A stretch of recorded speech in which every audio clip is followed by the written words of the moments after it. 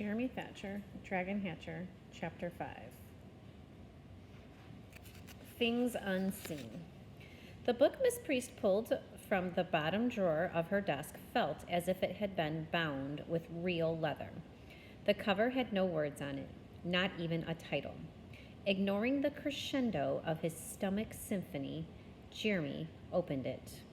The first page was blank, just like the cover. On the second page, however, he found the title, On the Nature and Disappearance of Dragons. Jeremy turned the page again and nearly dropped the book. In addition to the title, this page added the name of the author, S.H. E. Lives. Jeremy's skin began to prickle. He looked at Miss Priest. Where did you get this book? Miss Hyacinth Priest shrugged. Who knows where books come from? It's really a great mystery, isn't it? Can I check it out? I've been saving it for you. The little hairs on the back of Jeremy's neck began to bristle. How did you know I would be wanting it? Miss Priest raised an eyebrow. What are librarians for? She asked. She reached forward and took Jeremy's wrist. Looking straight into his eyes, she said, I would read that book very carefully if I were you, Jeremy Thatcher. Very carefully indeed. Jeremy spent the most of the walk back to his house thinking alternately about his conversation with Miss Priest and about how incredibly hungry he was.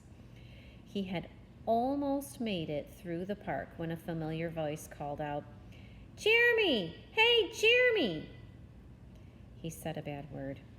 Mary Lou Hutton was the last thing he needed right now. I should have known better than to walk home this way, he muttered to himself. He considered running, but with the load he was carrying, he didn't have a chance of escaping. How come you have so many books? Mary Lou asked, falling in step with him. I didn't know you liked to read. Jeremy stopped and turned to her. What do you think? Only girls like to read? I read lots. Like what? Jeremy wanted to tell her to go away, but he knew she wouldn't, so there wasn't any point. Maybe if I keep her talking, she won't think about kissing me, he thought with sudden hope to himself. So he named some of his favorite books. To his surprise, Mary Lou had read most of them. They got to arguing about who was better, S.H. Lewis or Natalie Babbitt, and before he knew it, they were standing at the corner near his house. Well, I gotta go, he said abruptly when he realized where they were. Mary Lou looked unhappy. Jeremy might actually have considered continuing the conversation, except his stomach began to roar with hunger. See you later, he called, and ran to the house. When he got to the front door, he paused long enough to look around. I hope nobody saw me talking to Mary Lou, he thought. Before he could worry much more about the embarrassing possibility, he was distracted by a terrible sound from his bedroom. Bolting up the stairs, Jeremy threw open his bedroom door. Hey, stop that, he cried angrily. The dragon perched atop one of the gerbil cages was hissing, shrieking, and flapping its tiny wings as if it wanted to lift the whole thing into the air. One terrified gerbil hung to the exercise wheel, shaking with fear. The other crowded in a corner, trying to hide under the sawdust.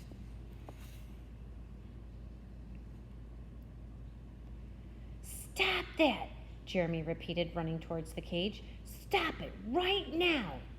The dragon ignored him. Jeremy dropped his books and reached out.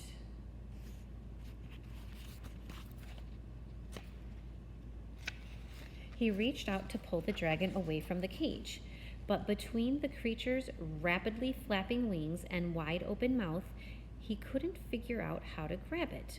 He kept reaching forward and then drawing his hand back. The dragon continued to strain at the cage. Finally, Jeremy closed his eyes and thought to himself as hard as he could, "Stop!"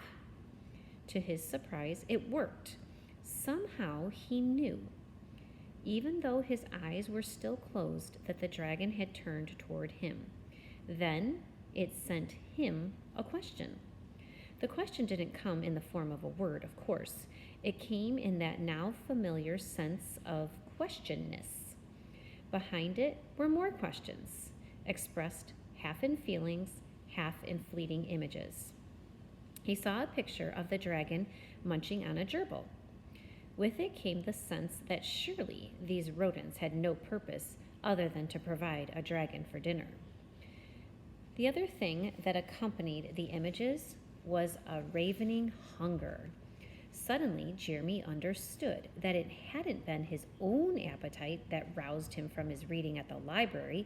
It had been the dragon's, which he was somehow sharing. The sensation returned so powerfully that he began wishing he could munch on a gerbil himself. "Bleh!" he said, opening his eyes. But his anger with the dragon dimmed when he remembered the pork chops he'd eaten for supper the night before. When you get right down to it, I suppose there's not much difference between eating a pig and eating a guinea pig, he said, holding out his hand to the dragon. It's silly to be angry with you just for being hungry. No sense in getting mad at a cat for being a cat. That's what his dad would say. I wonder what that means. No sense in getting mad at a cat for being a cat.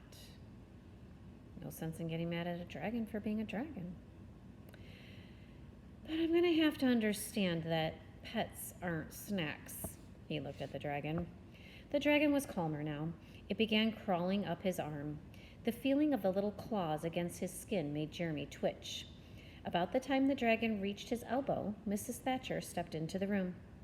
"What's going on in here?" she demanded. Terrified, Jeremy turned toward the door. He started to speak, and then he stopped. How could he possibly explain his dragon? "What's all this noise? I could hear it all the way down the yard." Jeremy blinked. Didn't she see the dragon? He flinched as one of the wingtips tickled his neck. "What are you twitching about?" Mrs. Thatcher asked. Nothing," said Jeremy, feeling a little dazed. Mrs. Thatcher wrinkled her brow. "Well, what was all that noise up here a minute ago?" Some of the animals were fighting, Mom," said Jeremy, pulling his head sideways as the dragon nipped affectionately at his ear. Well, at least he hoped it was affectionately. It was hard to tell with a beast that was hungry. "I never heard any of them make a sound like that before. Maybe you better split them up." "I was just trying to figure out how to keep them apart when you came in, Mom," he said truthfully. As he spoke, the dragon started to crawl from one shoulder to the other. He tried not to laugh as the wings tickled his neck. "Well, let me know if you need another cage," said Mrs. Thatcher. "I think your dad has a few extras in his office. And stop wiggling, Jeremy. You look like you've got St. Vitus dance." She started to leave, and then she turned back. "When you get things taken care of up here, I want you outside. Dad's got a full load of patients, and there's no reason I should have to do all this yard work by myself." "Sure," said Jeremy, still trying to figure out why his mother wasn't seeing anything or noticing the dragon at all. Was it possible that she couldn't see it? The idea was strange, but no stranger than a dragon itself. His confusion was multiplied by the continuous waves of hunger coming from the dragon. He was having trouble concentrating until he heard his mother's next sentence. "By the way, your father's cooking up some business deal with the parents of one of the kids in your class. We're having the whole family over for dinner next week." "Who?" asked Jeremy, hoping it wasn't Howard or Freddie. "Their name is Hutton. Jeremy screamed and flung himself across the bed, causing the dragon to flutter into the air. My life is over. How could you do this to me?